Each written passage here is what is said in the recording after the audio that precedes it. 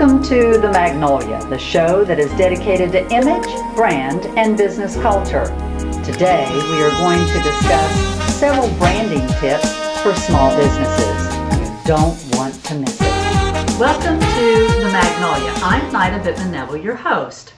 And today we're going to talk about some branding tips for small business.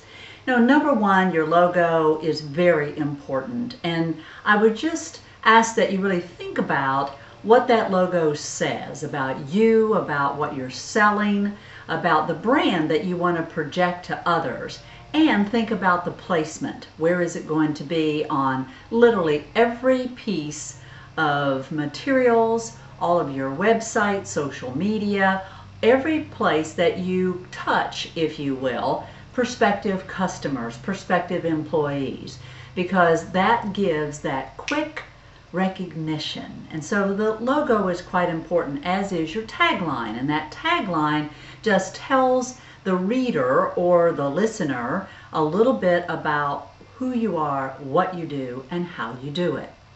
The website, of course, is so much a part of us now in this line of business, because I can tell you that while you may not always go out and look at people's websites, others do, and people are checking you out. So you want to make sure that how is that website reflecting on you and your brand. You know, if you are a photographer, for example, you want to make sure that that website reflects the talents that you have in photography.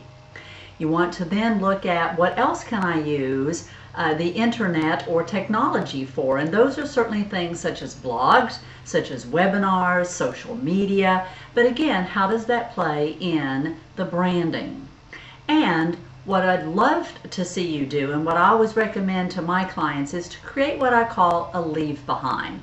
I like to do it on a smaller piece of paper rather than 8.5 by 11. In fact, to save some dollars and make it much more efficient, is create your leave behind on an 8.5 by 11 cut in half, so that when you print them, you've got two by using one piece of paper. That leave behind is stated very simply. What is it that you do? How do you do it? And what makes you different from your competitors? And you want to give them all of the ways that they can contact you.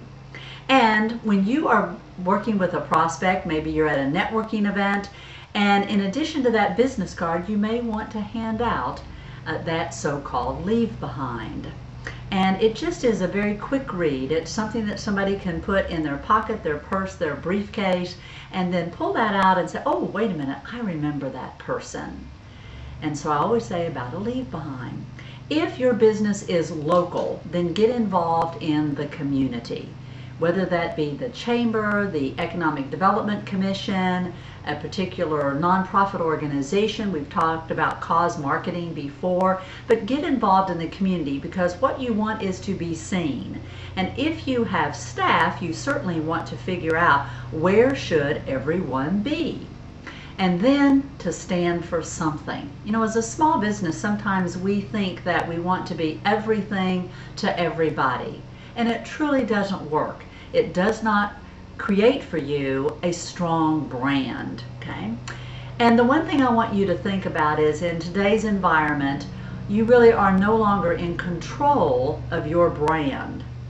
You're really not. Today, yes, you can put the brand out there and you can try to be as consistent as possible, but that brand is really the experience that others have with you, your product, and your people, your staff, your employees.